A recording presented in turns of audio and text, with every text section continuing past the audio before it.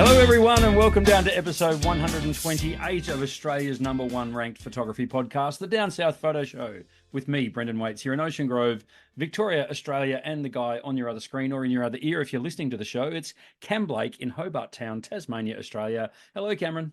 Hello, Brendan. How are you on this What's freezingly going cold on? bloody? What's going Winter. on? Winter. Oh yeah, Woo-wee. what's going? What is it? We're recording on Wednesday, and strangely enough, Hobart, or one of the towns in Tasmania, had its highest July temperature on record. That's I don't know. I berserk. don't know where that was. Was it next to the fire at the Great Lakes or something like that? I don't know.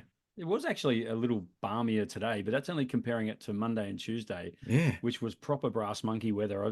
Monday was rather See, on I the chilly think I side. think we've missed a lot of it. Like it's been yuck down here, but Yeah. it seems to be spinning around the outside of Tassie, which Was is it good. you that was telling me during the week that we're actually ranking pretty well in New Zealand now? I was just about to say Australia's #1 thing. We are. I actually think that we are either #1 or #2 Australian show in New Zealand. That's crazy. But what I was going to say was you got these Kiwis listening to us going, cry me a river cold. Yeah, that's right. I'll give you Cold. cold. I was Yeah, talking to my brother the other day. He's in Hawke's Bay region in the North Island. yeah, And it was 2 degrees at about 4 o'clock in the afternoon. And I went, yeah, it's cold here, but it's not that cold. yeah. Stop your pissing and moaning, New Zealand. Come on now. He was on his way to go and watch the rugby. Yeah. The rugby's on tonight, isn't it? But we're not I'd like the lucky. rugby league as we record this. Go Queensland. Yeah. Um, Yeah, no, we rank pretty well. I would say we're like top one or two Australian podcast, if not the Australian podcast. It's hard to tell with all these international podcasts, but yes. we're doing all right. We're doing all right. And that's thanks to all you lovely viewers and listeners. So thank you for all 850 of you on YouTube and all 4,368,222 Mm, of you on the audio channel. So yeah, thank you that's a so lot. much to all. That's incredible. 4 It is million is a incredible. lot of people listening. It's a lot. It's also not true, but it Hey, sounds nice. if we can just be like Donald Trump and just bullshit our way through life. Well, that's right. Oh boy. Backgrounds, Cameron. And now, Yes, well, let's segue into your background. You had a workshop down at the lovely Flinders Ranges. I did. Yes, we just got back whenever it was. We played golf the other day. What was that, Friday? We Got did. back Thursday or something like that. Yes. Thanks to Five Star Dan for giving me a cold. Uh, that's been great. He does give, Dan, doesn't he? He Oh, gives in many ways. he gives and gives and gives and takes nothing really. Hmm. So he was coughing up a lung the last couple of days. He actually thought he had pneumonia, but he doesn't. But I've come home, I played golf with you, and I remember on the golf course I sneezed. He went, "Oh, you're getting sick," Here it is. and I caught the boat home that night, and I I woke reckon up I've heard you sneeze twice in your life, and yeah, both times you've been getting crook. yeah. And my mum said the same thing, and Mm. it does your head in when your mum goes, "Oh, you're getting sick." You're like, "No, shut up, mum. It's not that." And then What the is it next with day, mums? They just oh, know, don't they? they know. But my Just mum, mother's intuition. my mum's got to the stage now where she just knows, and she'll tell you that, like she just rubs it in. Now, my Um, dear old mum, rest in peace. I used to give her a call, and within 3 words, what's wrong? yeah, yeah, same with my mum. Yeah, it's unreal. They see it on your face. I don't know. Yep. Anyway, yeah, we did the Flinders Ranges. We had a great trip. Yep. We had a mixture of weather, which is really cool. We had a day and a half of rain, which sort of put the brakes on going in throughout all the ranges and stuff like that. But we were able to fill it in with some really cool old ruins that we were able to visit. We Awesome. got up for our aerial flight with the doors off. That went a treat. We had a really, really cool group. Everyone got on really well. My dad and my brother came along. They didn't embarrass me too much, which is They great. I didn't thought didn't they mess the whole apple cart up. no, no, they actually had a good time. I think they got some nice photos themselves.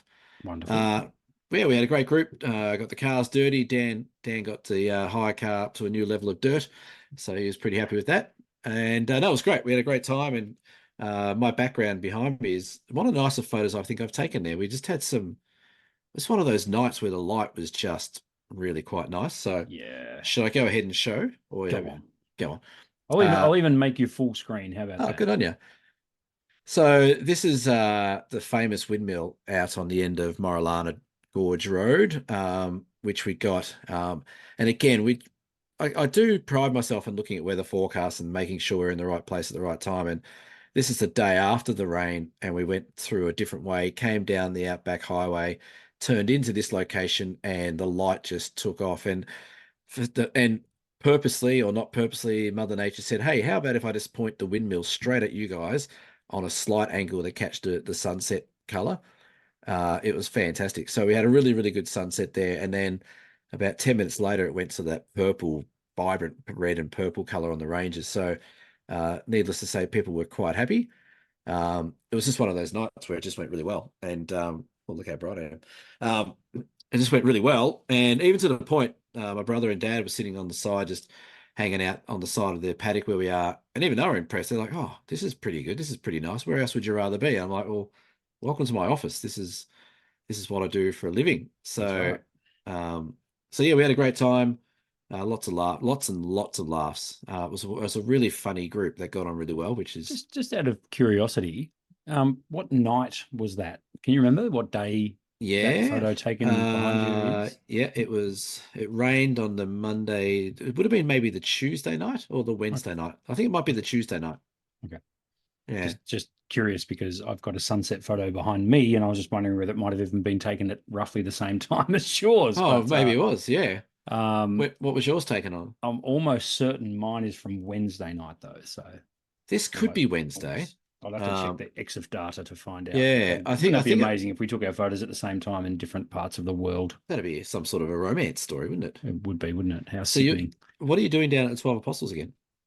So I I live very close to the 12. I'm 2 hours away, and that's Yep. very close in Australian driving terms. Yeah, that's right. Yeah. For those of you living in other countries and don't quite have a grasp on just how big this country is, but 2 hours away. So I decided it was school holidays here still, and I needed to.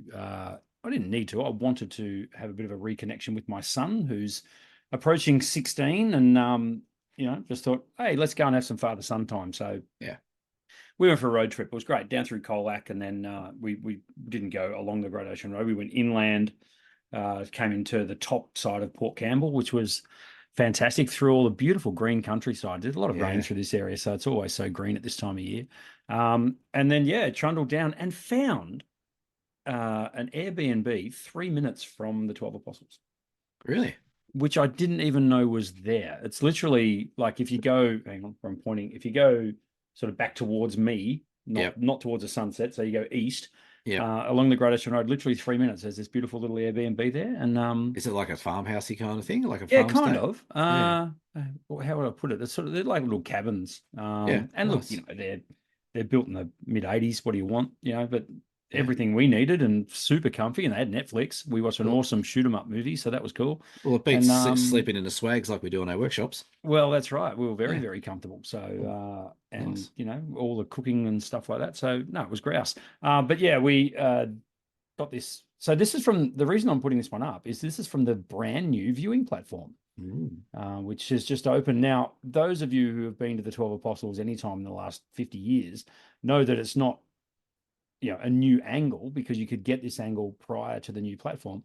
The difference being it's slightly more elevated, the new platform. Mm. So you Right. couldn't actually get this angle. You were probably about 6 to 8 feet lower.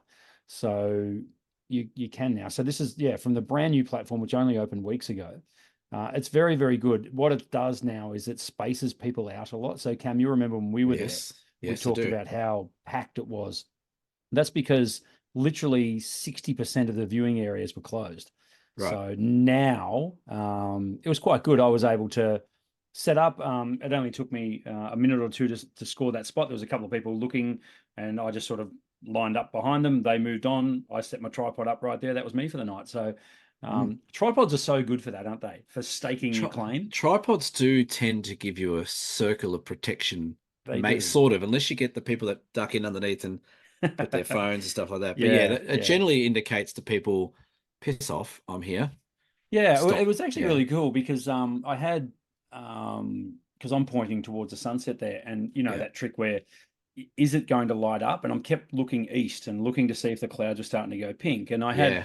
a gentleman there who struck up a conversation with me. He said, "Oh, why you keep looking behind you?" I said, "Oh, I'm just trying to see if this is going to kick off or not." Yeah. Reverse And I sunset, man. Come on. reverse sunset. So I explained Yeah. the whole thing to him, and it was actually a pretty good conversation. He thought that was pretty cool. He'd never learnt that before, so I taught him something new. And you Um, sign him up to listen to the show, of course. that's right. But then, of course, what I love to do after the sunset here, when everyone racks off, is stand and wait for the penguins to come in. I don't leave until the penguins come in and they land just here. So you can see that's their foot. Yeah. I've shown you this before, but that's Oh, their yeah. footprints from the night before. Yeah. And those footprints up there are from when they went out in the morning.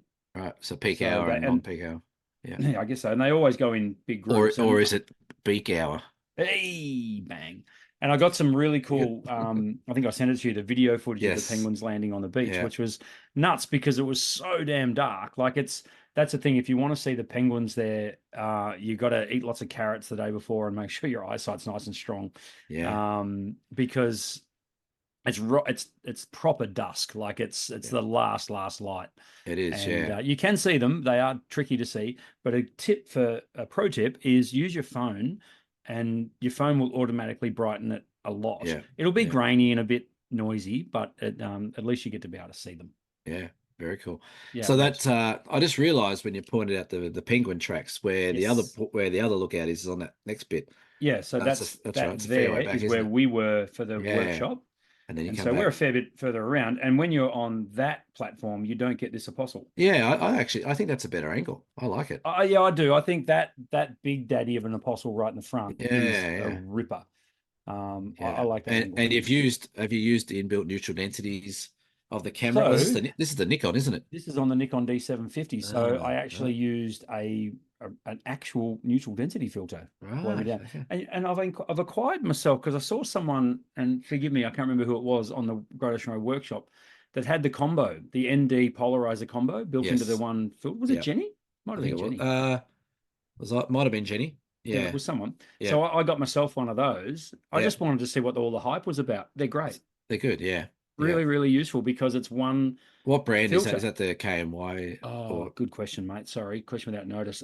this is why we don't get sponsors, No, I'll come back to you next week with which brand it is. right? Yeah. I can't remember. So what is it? Might be KNF Concepts or one of those. CPL and ND filter. Yeah, combined. It was about $140 or something like that because I needed Right. a 82 mil mine is, so Right. it's one of the big daddies. Is But it, I yeah, think I it was might. really I think happy it with might it. be K. I think it might be KNF. Yeah, so it gave me the nice blur on the water, but I was Yeah. able to use the polarizer to bring back the glow of the sun across the water as well, Yeah. which yeah, Nice. kind of it was nice. I mean, the Yeah. sunset didn't kick off. This was the best of it. Yeah. It looks like it's a bit hazy or something, but Yeah, so here on the that works. horizon was quite a chunky bit of cloud, so it sort Yeah. of it killed it stone dead. But Yeah. that was great, and it was awesome to be there with my son and showing him. He's not interested in photography. I think it might be something he'll get later, but at the moment, I just sort of showed him what I was doing and showing him what a long exposure meant, and he thought that Yeah. was pretty cool. Yeah. He was also really cold, so he was like, Thanks, are we Dad. done yet? Are we done yet? Bring me Are we down here done and yet?" freeze my ass off. Yeah. Yeah. Yeah. Speaking Yeah. of freezing our ass off, last month we ran our winter comp, and Yes, the People's Choice is up on our Facebook page. So it if is. you want to head over to Facebook and hit up the Down South Photo Show, you'll see a pinned post, and that post will have what do we have? Top eight? Ended up being a top 8, I think. Yeah. Top eight, top nine, something like that. Yeah. So, Something like that. and you can vote for your favorite from the winter comp that we ran back in June. And Yeah. when August rolls around, we'll have another comp for you. Yeah. Hey, did we pin that post? I'm going to pin it now. You're the social media guru, mate. That's Pin- your it's pinned realm. now. Now it's There's pinned. there's 9 images and they are 9. going great guns.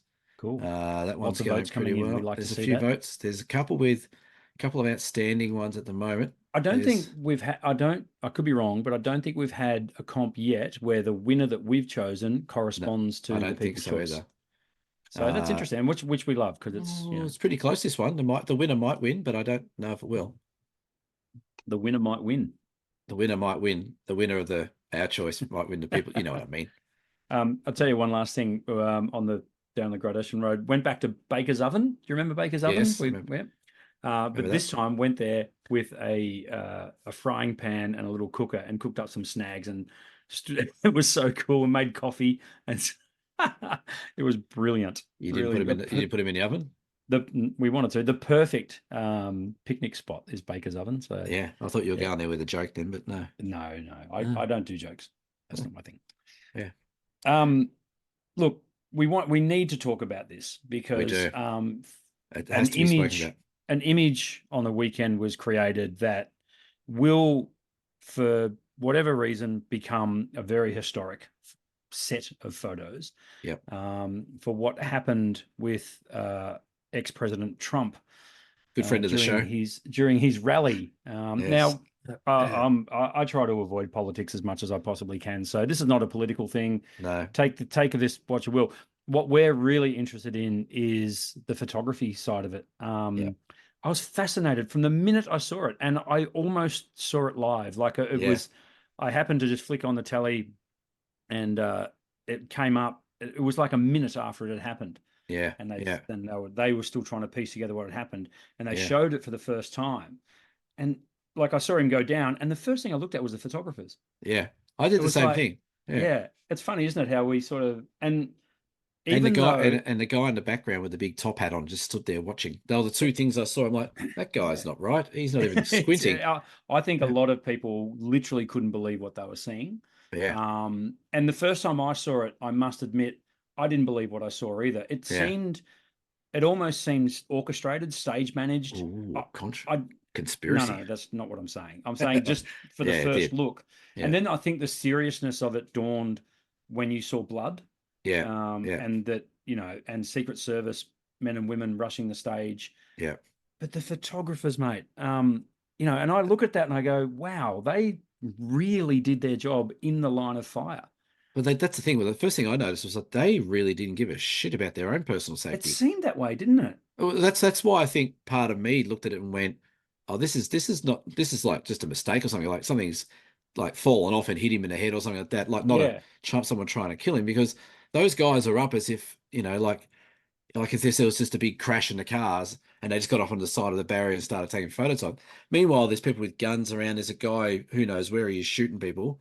mm, So they were on the ball. You're right. They were just jumped straight into it. That's crazy. yeah, yeah. And I know that a couple of the photographers had seen combat before, so Yeah, yeah. That maybe probably just helps. the instincts kicked in. Yeah, yeah, Like they'd been in war zones literally, so and they were just doing their job, which was absolutely fascinating. yeah. But there was two images in particular that were striking. Now we can't put them up on the screen because we don't have the usage rights for them, Oh, and we don't want do, to pay royalties for that. do we But do we worry about that stuff? Do we? you can Google it. You can find the one photo that will probably be shown more than any other is the fist raised with the Yeah, American flag behind, yeah, surrounded by Secret Service agents, blood on the ear, blood on the face. yeah, It's a stunning image, yeah, regardless of your political stance. yeah, It's an absolutely stunning image. To have the wherewithal to frame the shot up. I mean, the American flag in the background, that's the yeah, that's the thing, that's the hook. yeah, The blood on the ear, yeah. it's an incredible moment caught in time. I'm looking at it now. It's taken by uh Ivan Vucci, Vucci, Okay. or Vucci. But yeah, it's an instant moment in time, classic Yeah, sort of shot.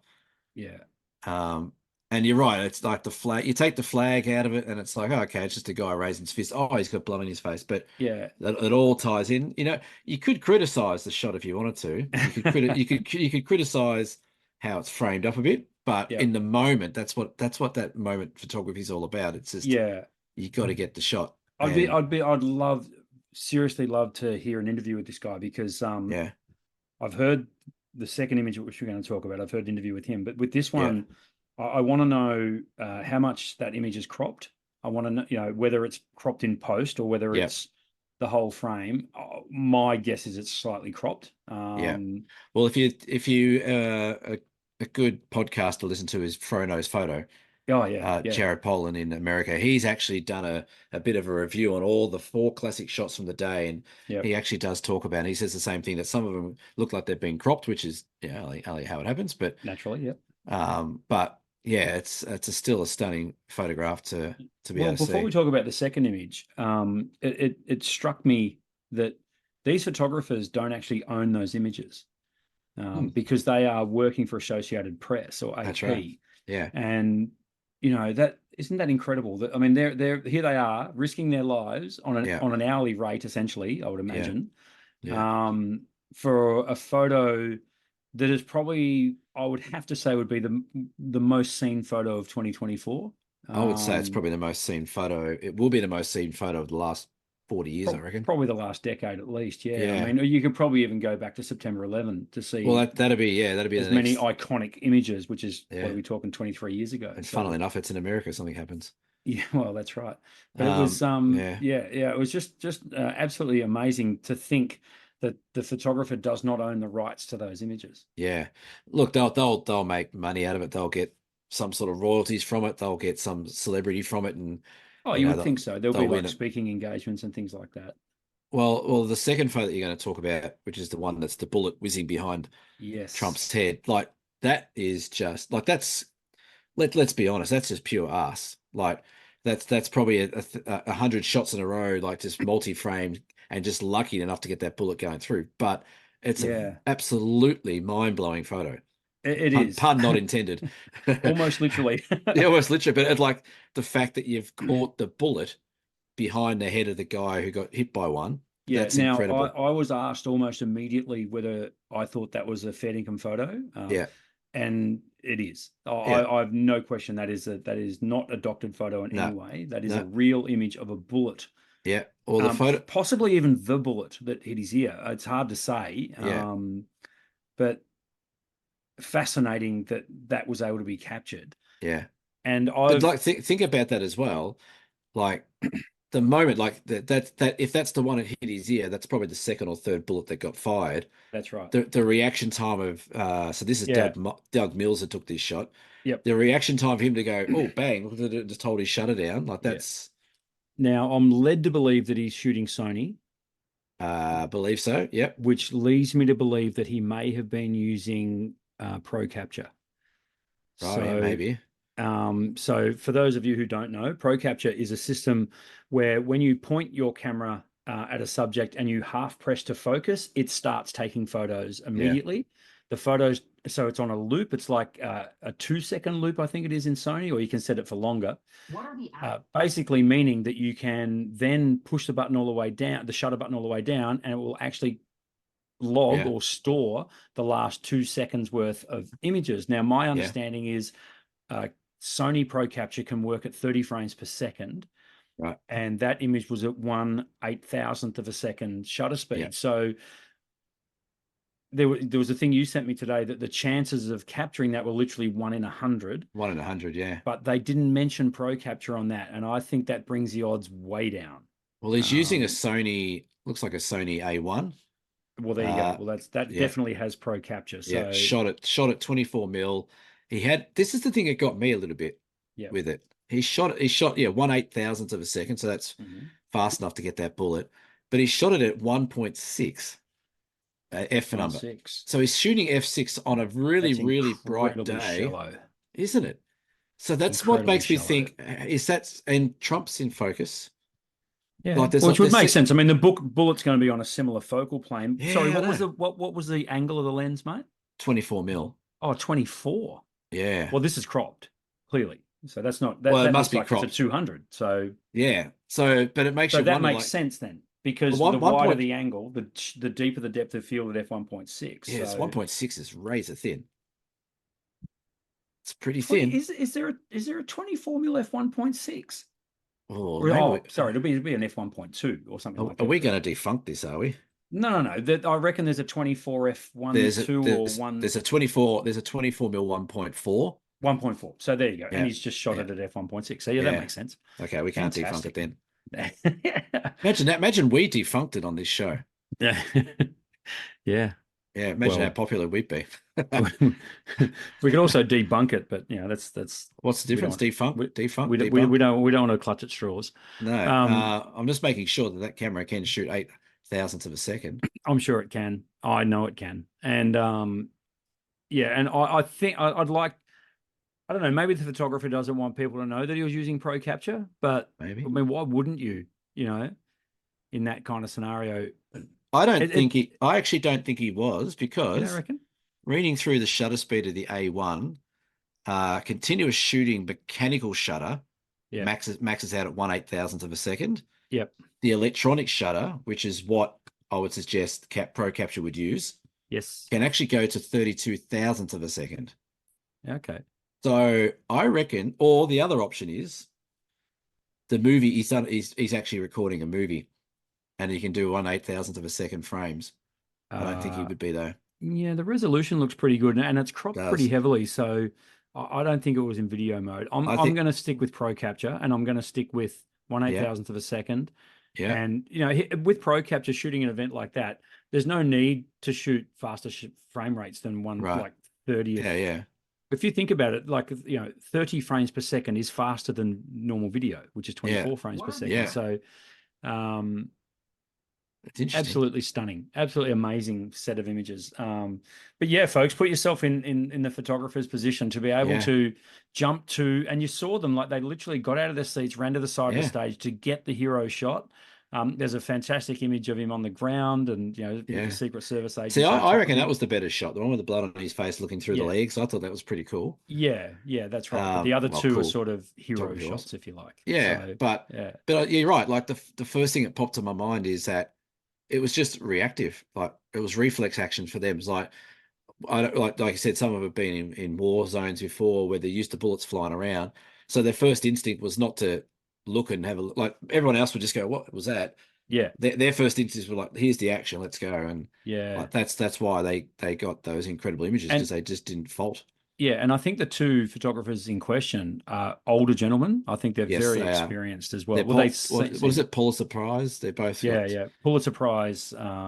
which they reckon they'll win for this as well. Yeah. Well, time will tell, but yeah, amazing just stuff. one other thing on that before we go. Yes.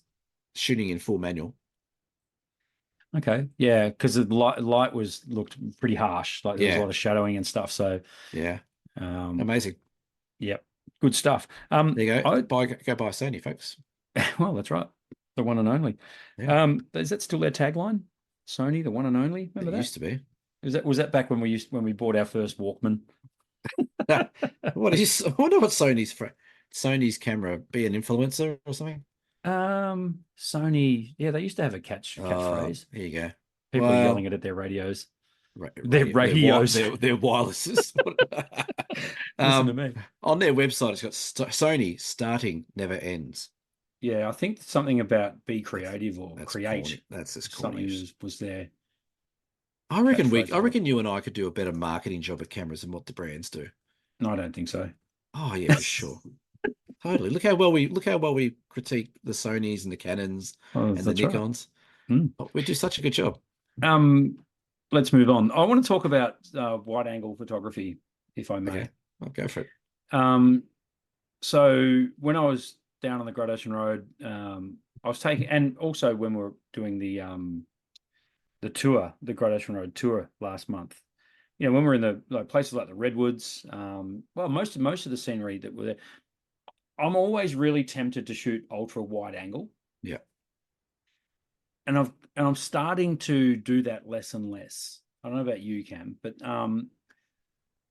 I think the scene behind you, for example, right, that screams wide. You want to get, because you've got unless you're a long way away from the windmill, but in your case, it looks like you got access to get close to it. But but this was actually still shot at a longer lens, a longer zoom. Yeah. What I find with a lot of people who get their wide angle lens is they shoot wide, which is great, and they want to get a lot more into the scene. Yeah. Where I find people fall down with it though is when the scene is really busy, and people still want to use a wide angle lens. The example I can give is like a beach scene, like particularly a crowded beach or something like that, where you've got lots of people on the beach and that sort of stuff. I find people use ultra wide almost to death, where when it's beyond the human's peripheral vision, that's where I find it's really easy to clutter an image with an ultra wide angle lens. Yeah. So what I encourage people to do is maybe not necessarily shoot. So you might have, for example, a 12 to 24, which I've now got for that Nikon D750. Yeah. A 12 mil on full frame is That's very wide. that's almost fisheye. It's crazy wide. It's Yeah. it's it's too wide. Yeah. And it crams a lot into a 3:2 ratio frame. Yeah. And it starts to look unrealistic in terms of um, not just the composition, so the layout where things fall in the scene. It can also distort, but more importantly, it gets too much sometimes Yeah. in images. I've really started to go back now to, for example, a 24-70 for landscape, and around, surprise, surprise, the 35 mil. Yeah. Yeah, Yeah. yeah. I'm finding a lot more now that I'm shooting at 35 rather than ultra wide. Yeah. And I think the reason for that is trying to cram too much into a scene, Yeah. and cooking it. Yeah. That's what I find. Over busying it. Over, Uh, yeah, yeah, and I it's think, and yeah, it's I think, almost like you want to, rather than shooting just one frame ultra wide. This is where panoramas starting to creep back into my repertoire a bit more, yeah, along with 16:9 aspect ratios are starting to creep back in. I got really excited when I was looking through your Fuji at the lighthouse yes. at Cape Otway, and I think you put it on, what's its wide angle ratio? Can you remember? Yeah, it's like a 6.5 by 25 or something like that. Oh, It's like an X-Pan. it's stunning, Yeah, it's pretty cool, isn't stunning. it? Yeah. But what it's doing is it's setting the aspect ratio correctly. Yeah. Whereas if you keep that at a 3:2 aspect ratio and try and get all that width in, It's just you're squishing it in. yeah. Yeah, Yeah. you got too So much in there. I think I agree a little bit. I think but the biggest I think we can blame probably a couple of people for wide angle okay. issues. Tom Putt's one of them. Like Yep. he does a course at BFOP how to use your wide angle lens, Hmm. and I'm sure he does a great job teaching it. But I think it could be done better because I think the biggest problem people do with their wide angle lenses is they like I said, they either try and cram too much into that foreground and the whole lot, and it gets overwhelming. You don't know what you're looking at. Am I looking Yep. at this cool plant system in front, or am I looking at the apostles or whatever it might be doing? Yep. I think where people go wrong with the ultra wide lenses is they try and, like you said, they try and cram too much in. Where the ultra wides work really well for me is where you've got something really singular, cool foreground interest Yep. to play off something about the background. So it's almost like less is more. Like the less you have in your foreground on the ultra wides, sometimes the better they look as a wide angle shot. And we had this issue up in Flinders Ranges where we were. One of the Sarah, who is one of the competition winners, who's also will get mentioned later in this episode. Um, she was shooting her wide angle lens, and she's like, "Oh, I just don't like. How close should I be going? What should I be doing?" And I got my phone out on the wide angle thing, and I was looking at this grass tree. I said, "Just go sort of a bit closer. Make that your subject. Like, don't worry about the ranges in the background; they'll be there." But use Yes. that ultra wide angle to get that detail and gnarliness of that grass tree in the foreground, as opposed to being 2 meters back and having grass tree and a whole heap of other stuff around it. Mm. And she turned around, she goes, "How do you do that?" I'm like, "It's just closer or just knowing what to keep out of that ultra wide angle Yes. as opposed to what you're trying to get in." You Like I are said, you less is more. are you seeing the irony here? So the irony is that We're we, using a wider angle lens to put less in it. yeah, but Yeah. and we're using telephoto lenses for landscape. Yeah. Yeah. It's funny, isn't it? I mean, it's not like it's been a shift towards this. I think for No. me, it's been literally an on-the-fly realization of what creates more appealing images. And I've said this before on the show, like we kind of shoot commercially because we're looking to shoot. We sell our photos, like Yeah. I certainly do. So I'm looking for a commercially viable image, I suppose. Therefore, the most appealing image possible. And by using all your weaponry, so you know, teaching someone to shoot, close up with a wide angle lens sounds counterintuitive, It but by does. geez, it works. It works. Yeah, It that's works right. incredibly well. And it's only like with Sarah at Flinders Ranges. I was talking 30 centimeters difference to where she Yeah, was. And she's just like, "Oh, holy cow, like that just jumps off the screen now, yeah, as yeah. It, opposed it to does having make this a big difference. big difference." And you're right. Like if I reckon you're talking about, you're now using 35 and 24.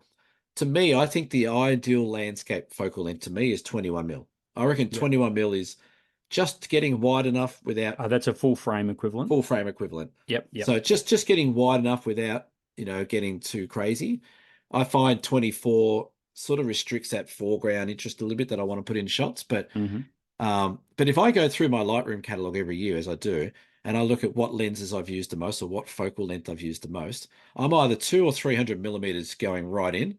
So this Yep. shot behind is actually a 150 millimeter equivalent, Hmm. or I'm going wide at 21, 18 mil. And again, about 35 in the middle, 35, 50. That's about the only focal lengths I use. Any wider than that, you're right. It starts to not only get a bit busy and a bit messy, I think it gets a bit predictable as well. Like Mm. you sort of walk up to a scene and go, "Oh, I've got my 16 mil on. Okay, there's a rock. I'll just go in close, bang, and there's a shot." It gets a little bit too predictable for me There's something sometimes as about it though, well. isn't there? I mean, I find on the beach at Gibson Steps, for example, with those two apostles that are on the beach, Yeah, clicking an ultra wide angle lens on and zooming out to the widest thing is instinctually the first thing I do yeah, and get the shot. It's rarely the one I end up yeah, looking yeah, at or the yeah, one the hero shot of that yeah, shoot. yeah, It always comes back to tightening the scene, cropping yeah, in, yeah, eliminating distractions, getting your leading lines, all that sort of yeah, stuff. yeah, um and which leads me to the next point of an ultra wide lens, which you almost touched on. I think we're leading to. I probably interrupted you because I do that. Was you've got your foreground interest, as you say, but the great thing about ultra wide is the tilt factor, being able yeah, to yeah, instead of keeping your focal, instead of keeping yourself perpendicular to the horizon, actually tilting forward, yeah, even yeah. to crazy angles like It's like 45 it's degrees. 45. It's almost a 45-degree angle shooting down. Yeah, yeah. I did a little bit of an experiment up in Flinders Ranges again. Same thing. It's like he was sitting on my shoulder. Yeah. We set up a camera. I can't. It might have been Libby's camera or someone's on ultra wide, and we had this. I think it was like a tree rooty thing in the foreground. And I said, all right, without looking, I said the bottom of the frame. Where do you think that is in relevance to where we're standing? Hmm. And they went, oh, probably sort of just a little bit on that log.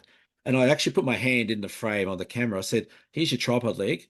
Here's the edge of the frame. Like it is almost we've It's almost like got 2 inches difference. we've got 2 inches like in front of us to Hmm. infinity. Like you've got this incredible viewpoint from very ultra foreground to very ultra background. And again, that just blew people's minds. Like, oh right, so this ultra wide lens, I don't just shoot it like a normal wide angle. I've got to really get like it's ultra. You got to be ultra close or ultra, I guess, extreme with how you use them. Yeah. But people don't get that. They still use the ultra wide angles like a normal wide angle, and they just point it out very much, not much tilt at all. Yeah. And they It's, sort of it's they like sort of people want to get more in the photo just for the sake of getting more in the photo. yeah, it's right. It's got to be worth going in the photo. That's right. And people will give up on really good compositions Yeah, purely to cram more into that scene. And yeah, for me, I think that's probably something you got to pull back from a little bit. yeah. You know the one thing I struggle with these days, big time, shooting horizontal. Hmm. I find myself these days shooting 80% portrait. Right. Unless I'm doing a telephoto thing like behind me, Yep. I reckon most of my stuff is now portrait because you just get more in your shot. Unless there's something really cool going on the outside of your frames, getting that portrait shot with that nice foreground interest with something in the background works really well. I But wonder, this is just off the cuff, but I wonder if more photos are now done portrait, so vertical, yeah, because of our addiction to phones. maybe. I wonder if there's a subconscious thing there that makes us look at it, because when you've got your phone screen there, and Yeah, I got a message. When you get your phone screen there and it's that vertical format because it fits your yeah, hand like that. They're yeah, not like this, The yeah, amount of like going back to the Trump thing, like the videos that were all shot like that because yeah. everyone. So That's right. we're starting to get more and more used to the vertical shots. I just wonder if it's a subconscious thing for It you, might like, be. Yeah, yeah, maybe. that you're I shooting think a lot more vertical. I think the reason why I shoot vertical is um I think I love so much Peter Dombrovskis's work and so much of his stuff is portrait. Yeah. And the reason being that I can understand is one, you get more in your foreground to background, you get a bit more height in your shot. And two, just using those wider angle lenses, you can really bring something nice and interesting into your foreground to Yep. help sort of set the shot off. But I struggle these days. Like I even turn my camera around and go, nah, I'm going to go that way. It's like I'm addicted to vertical or portrait. I don't Yeah. know, I think there's another factor as well, and it's because called I'm short. trees. Oh, because I'm No, it's short. trees. Trees, yep. Trees. Windmills, I mean, trees, you look at Peter's work, a fossils. lot of his stuff, the pencil pine, that sort of Yeah, stuff, yeah, vertical, lend yeah. itself to the vertical composition. So So one it one could could be part of argue it. with your shot in the background there Yes. that that would work better as a portrait. Yeah, I If mean, you if you have a look at the apostles, they sort of run through the very middle Yeah. part. So if you crop off 2 inches to your where the ocean is, Yeah. that's not bringing much to the shot, so to speak. And if you Yeah, I got rid mean of that if you got rid of yeah. that platform, Yeah. yeah, No, I think you're right. I mean, and I did actually shoot this shot portrait and cropped in to yeah, remove a bit of this foreground because when I went to portrait, yeah, it was the foreground sort of got too chopped, so I yeah, got rid that's of it right. completely and zoomed in even more. Well, a good tip I Um, give people on workshops as well, and I encourage people to try the portrait thing because not many people do. Not no, many people, most people I speak to go, how the hell do I turn my tripod that way? yeah, Like it takes them 10 minutes just to get that bit right. yeah, But one thing I do say, if you go somewhere, do both, because if you're looking to sell images or looking to share images or whatever, you can guarantee someone's going to go, oh, I love that shot of the apostles. But do you have it as a portrait? And you no. go, oh, no, I don't actually. I I can get it crop all the it. time, and Yeah, the reason I get it mainly is because so many walls lend themselves to a vertical yeah, canvas print, like stairwells and the end of a hallway and all this sort of yeah. stuff. So So, I get it so a ma lot. maybe we're getting confused because it's landscape photography. Yeah, People think it has to be shot in landscape. yeah, But landscape photography is about the nature, the land, and the scape of what we're looking at. yeah. Maybe people are a bit confused. Maybe we're meant to be shooting portrait. Maybe, maybe we are. Well, Who knows? we'll Interesting. yeah, it wouldn't it be cool like to compare stats like you versus Yeah, me with our stats and say, look at how many times you shot vertical versus landscape. yeah, You're in Tasmania, I'm in Victoria. Does that actually make a difference? yeah. That'd be I interesting. reckon I love stuff like that. I'd honestly have to say I'm 80% portrait these days. Yeah, I'm 20%. So there you go. There you go. So together we're perfect. Oh, that goes without saying. Whichever one knew, as they all tune out. Um, let's roll down to deer cam, shall we? Let's do Uh, that. because we've got two. Oh, How exciting! can we just talk about the OM system one? Go on, Okay, get so it off your oh, chest. Jesus Christ, mate. I'm telling you, I reckon they're done. I've told you, I reckon 5 years, and I reckon OM systems are going to be doing something different. So today it came out, and it wasn't a joke. I actually thought, oh, here's a piss take, but it's Are we not. 100% sure this is not? Can Well, we I verify this? well, I don't know, but it seems legit. But there's something going around on. I follow a thing called Four Third Rumors, which is like a Yes. micro four thirds. It's Yeah. been around for years. Four Third Reputable Rumors, website. reputable Reputable. website. They usually come out with all the new stuff that comes out. Um, and they've come out now that OM Systems is making a curry, like an That's actual right, meal folks. You heard right. curry, 200-gram bags of dried keema curry, medium spicy meals, and it's branded as OM System, and it looks like it's got the OM System branding. Um, why why would they do it? I'm looking at a Japanese website now. It's got it there for sale. I kind of want to file it under the too that strange that it must be true. Well, yeah, like it's called OM Curry, like it's a whole brand, It's but it's berserk. got OM System logo. It's got the Those logo on the packet. those crazy Japanese. What will they do next? Like Um, surely they're not making unless it's like is it trying to be like a travel food for people going out and actually shooting? I I don't don't know. know. I don't I know. don't know. But if OM Systems are listening, if you're making curry, I'm out. You're out I'm anyway. out. I'm checking out. I don't know. Anyway, deer cam. That's We've got two deer fascinating. cams. Fascinating. It rains and Um, pours. yes, that's right. So thank you for people who have sent in DCAM questions. DCAM and Brendan, whenever you put Brendan in there, it gets read out. Dear Cam and Brendan, I've been asked by a landscape artist whether they can use one of my photos as a reference for a painting. It's a well-known artist, and they make a living from their artwork. Photography for me is a hobby, but I sell the occasional print and have sold a print of this particular photograph and would love to sell more prints. Should I say yes to these kind of requests just to be nice? Is there a good way to use these kind of requests to build my own profile? I'd love to hear your thoughts in what you do in situations like this. Thank you to Nathan in Launceston. G'day, Nathan. Nathan's got some stunning work. He does some beautiful work. I'm just trying to find his handle. I was going to give him a plug.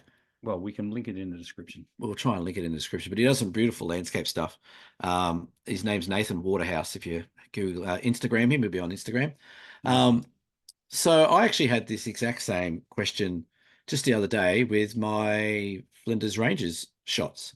One of the ones I posted, and a lady asked me if she could paint it. The first question I went back with is, I said, that's fine, potentially. I said, are you doing this for a hobby, or are you looking to sell your images? And she said, oh, I usually do try and sell them. And I said, if that's the case, then no, I don't give you permission to paint it.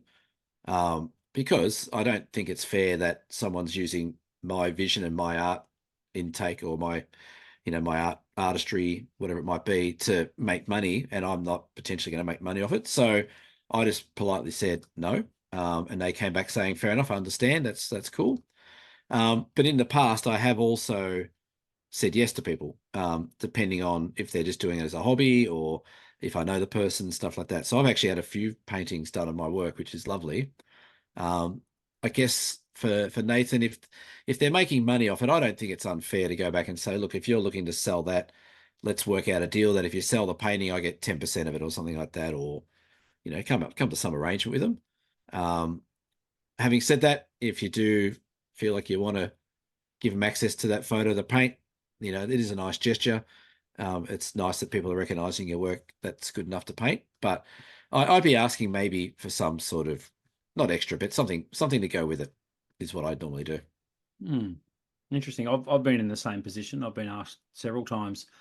I've got a photo of a pelican. It's called the Golden Pelican, and it's pelican sitting on the lake.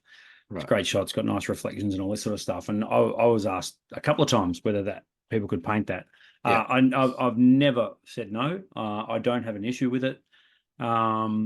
If I've in some small way encouraged someone's creativity to pick up a paintbrush, well, I see that as a positive. Yeah. I don't really care. I mean, if an image no, I really don't. I mean, if you're painting it, it's never going to look exactly like your photo anyway. There's some people paint stuff and it looks very, very much. Yeah, but don't you think there should be? I'm glad that they ask you. I like that. I think that's good. Yeah. I think that's to be encouraged. And look, maybe if someone was selling it and they just put at the very end of it, inspired by Cam Blake photography, then happy days. I mean, I personally wouldn't want remuneration. I don't understand that. I don't think that works for me. I'd just be happy if they wanted to, if they said, hey, by the way, Brendan Waits took this photo, and I used it as inspiration for my painting. Now, again, if the painting was presented, pixel for pixel, like your photo behind you, and people can paint like that. Like, people it's incredible what people can do. They can. Yeah. So that, I mean, I guess then it's almost like a copy, isn't it? It's more of a facsimile of your photo rather than their interpretation of the image itself. I think you'll find that a lot of people that ask for references to paint are looking to create the same painting image that you've done. Like, I different. If someone said, hey, that windmill shot behind you, can I paint that? And they said, but I'm not going to paint it exactly the same. I might just use some aspects of it, and I like the color tone to it. Then okay, that's different. But if they're saying, I just want to paint that scene, I don't know. It'd be no different to me coming up to your shop and taking a photo of one of your canvases in the window and saying, well, I'm an artist. Is it okay if I just do the same as what you've done there and then go print it out? Which is my point. My point is always ask. I mean, always ask. But if I came to your shop and you got some nice big canvases in your shop and I said, hey, I'm an artist. I'd really like to use your photo for my art. Yeah. And you went, okay. And I pulled my camera out and just did a copy of it, printed out, canvassed it and sold it. No. If you're painting, if you're taking a photo of it, no, it is different. It's completely different because it's the same. It's art. If you're painting it, that is different. I mean, and like I said, if you painted it dot for dot, identical, same color gamut, everything, Yeah, color yeah, palette, yeah. everything. Yeah, I mean that may be a little different and might ruffle my feathers a little bit, but at the end of the day, I wouldn't give a shit. Okay. I really don't. I mean, Yeah, let's be honest, that photo behind you, it's a yeah, great photo, Cam, awesome. I bet you I could Google search one that looks very similar.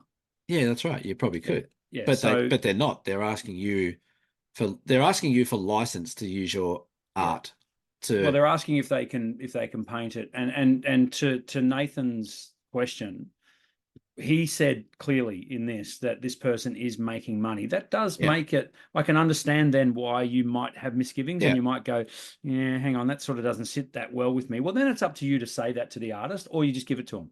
Well, that's what I mean. Like if it's just a hobbyist, I've got no problem. Yeah, And if you do your research and ask a few questions, you'll get that answer.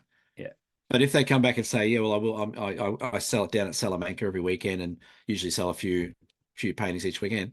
To me, I'm like, well, hang on a sec, and that could be like the photo Nathan's talking about. He might have hiked for 3 or 4 days to get into yeah, this place yep, and made all this effort to get it.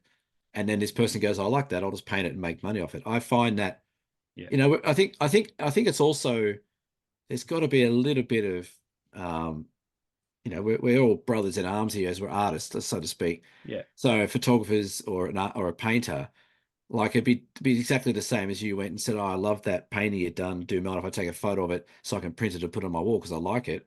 yeah, They're gonna say no straight away. yeah, So I think again, us photographers, I think we need to be a little bit more protective of our artistic creations yeah. because otherwise everyone's just giving away. It's Instagram. Everyone's giving away shit for free.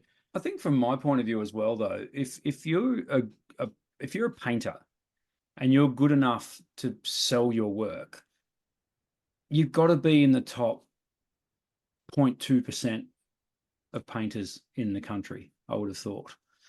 There's, Oh, yeah, you'd have to be. I mean, to sell it for any monetary, like decent yeah, money. I'm not talking about $50 at a car boot yeah, sale yeah, yeah, at the yeah, school yeah, fete. I'm talking yeah, about hanging in a gallery, 10 grand, yeah. that sort of thing. Yeah. Well, Um, that'd be the I'm conversation, wouldn't it? talking pro heart here. Yeah. Now you can't tell me. Now I know this for a fact that there's a painter he's a bird painter, Greg Possel, fantastic. Probably listens to the show. G'day, Greg. I've got one of his prints on my wall. You know the galahs I've got on my wall here at Yes. home. Yeah. Yep. Love Yep. that. It's so damn good. Now I know for a fact that Greg gets photos. I don't know where he gets them from. He might get them from bird books. He might get them from the internet, wherever. And he surrounds his canvas with these photos, and then Yep. he uses those as inspiration or Yeah. literally to copy them feather for feather onto the Yeah. canvas. I know he wouldn't. He doesn't give anyone credit for that at all Yeah. ever. Um, Yeah. I don't and I know. think that's how a lot of painters work. I mean, it's almost impossible to do it from your mind, surely.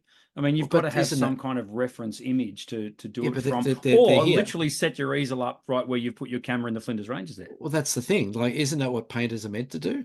No, Aren't painters? Oh, really? no, it's So, landscape painter. I mean, so yeah, I pretty mean, much all you're occasionally saying. you'll see them out there in the field So painting, but you're that's rare. saying. So you're saying painters are just copy artists. No, they use things like we do. We use things for inspiration to get scenes. But what Um, inspiration did I use for my shot? what inspiration did you use? Yeah. The light that was That's right. falling I on it. was there looking at it. Yeah. Look at one, Nathan. Now you've made us have a bloody argument. No, I see your No, point. I no more, totally see no your more, no point. more deer cams. I totally Um, see your point, but it's yeah, not for me. I yeah, don't care. I mean, I've actually said to people, yeah, that's fine. Just grab it off my website. yeah. And See, I don't like that's lovely that you do it, but because Cam, only 1 out of 50 ask. So yeah, that's the thing. what's the People difference? can go rip it off anyway. But That's right.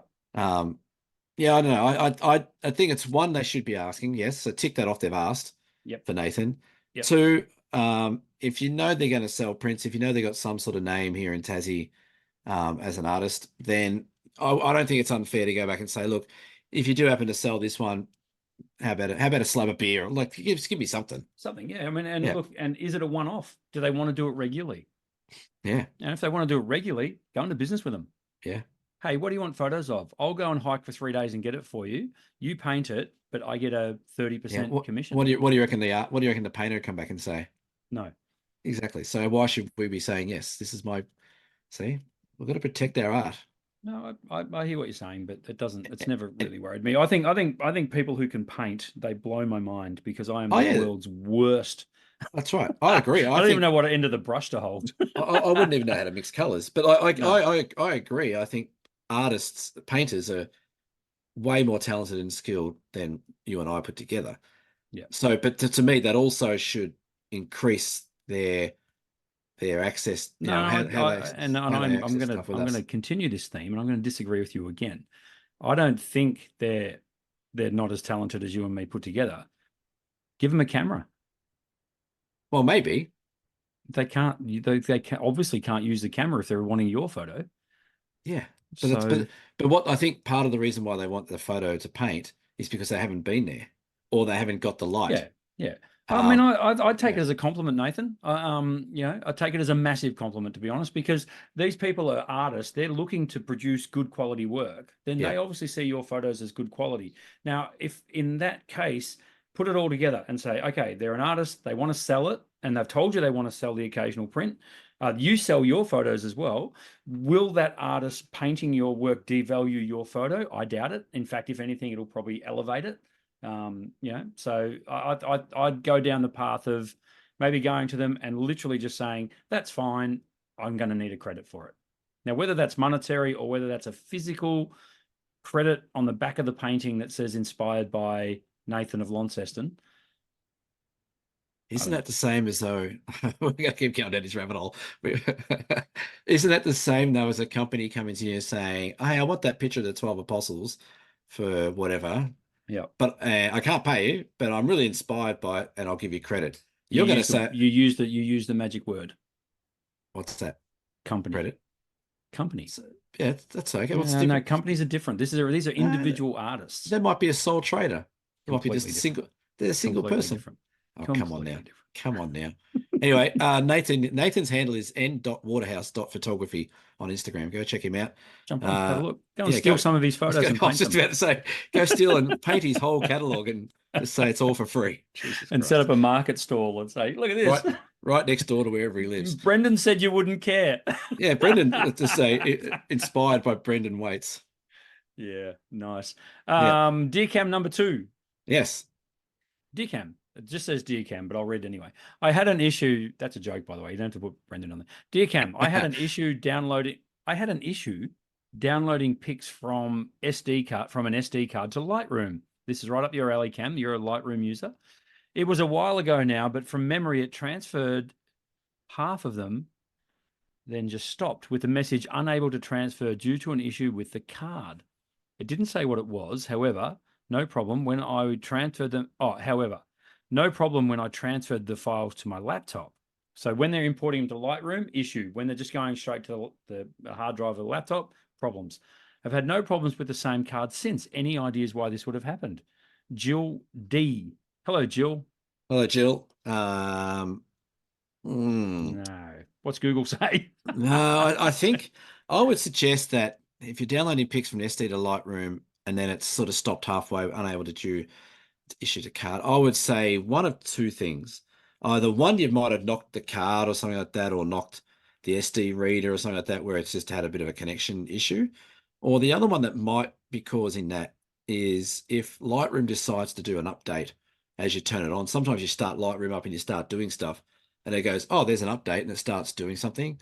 Maybe it spat the card, so to speak, out because of that. But um, transferring it onto the laptop, yeah, I don't know. It might have been just a software issue or movement of the card reader would be my guess. I haven't come across it before. Just because it says it's a card issue doesn't necessarily mean it might be just a talking between Yeah, Lightroom and card I'd issue. like to see the actual error message. Yeah, And I understand, Jill, you might not have read it thoroughly, and you might have just taken it as it, you've sort of condensed it down to just it said that it was an issue with the card. I'd like to see the actual error message. That'd be interesting. yeah. And I'm wondering whether it's hit a file type it didn't like, a movie Yeah. file. Or yeah, maybe like I said, maybe again with the update, maybe if it was a new file from a new camera, and Lightroom was it up to date and might say, I don't know what that file is and sorry, Yeah. can't help you type of thing. The other question I've got for you, Jill, so we need more information on this. The other question I've got, Jill, was the card in your camera or was it in a card reader? Yeah, that's It doesn't the say that. question. Yeah. Yeah. The So camera because if it's in your camera could have gone to sleep. 100%, that's Yeah. exactly what I was going to say. The Yeah. camera's gone to sleep mode or it's lost battery power. Yeah. And therefore it's that then it might come up and say there's an issue with the card. Yeah. It can't. I bet you it said cannot communicate with card. Maybe. Yeah, This I've seen sounds that like before. this sounds like a part 2, Jill, Yeah. So can you follow that up, Jill? Thank you. because that'll give us a deer cam for next week.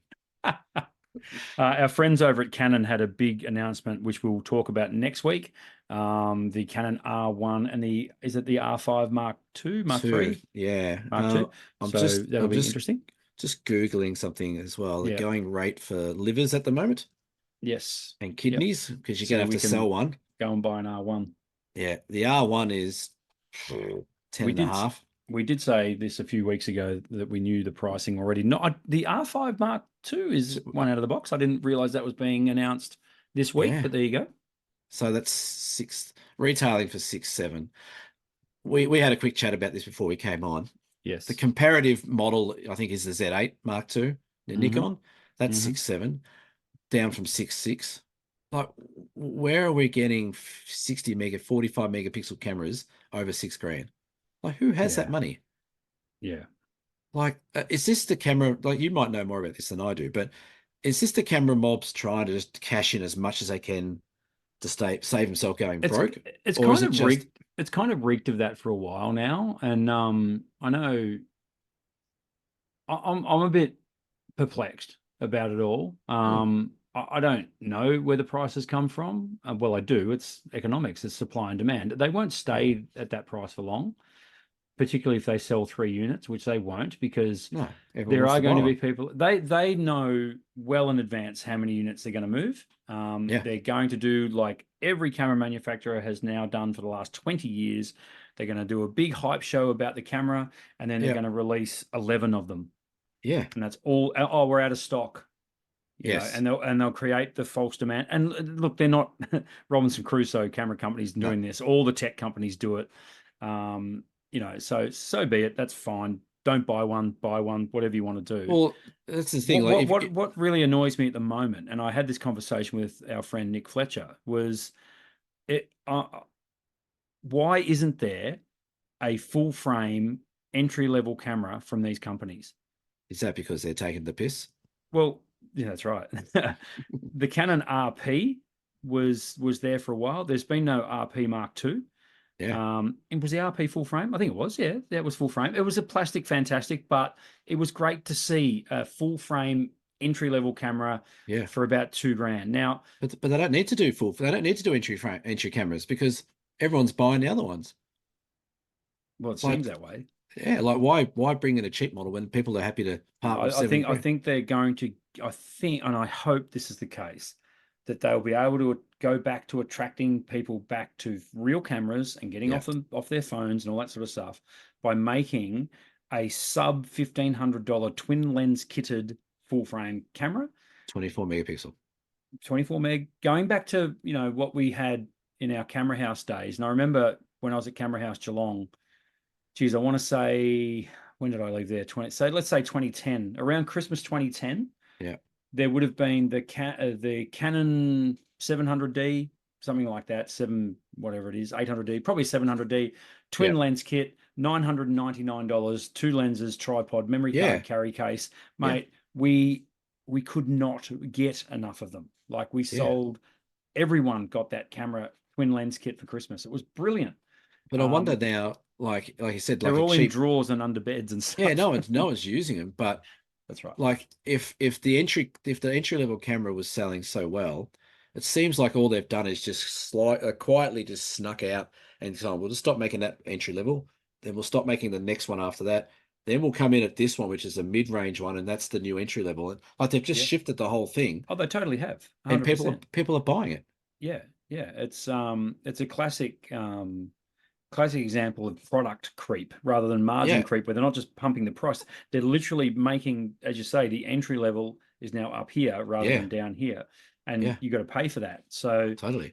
Yeah. Well, if you look at Yeah, Canon that now, like Canon have got the cheapest Canon you can get is an RP, RP. which is a full frame. Yep.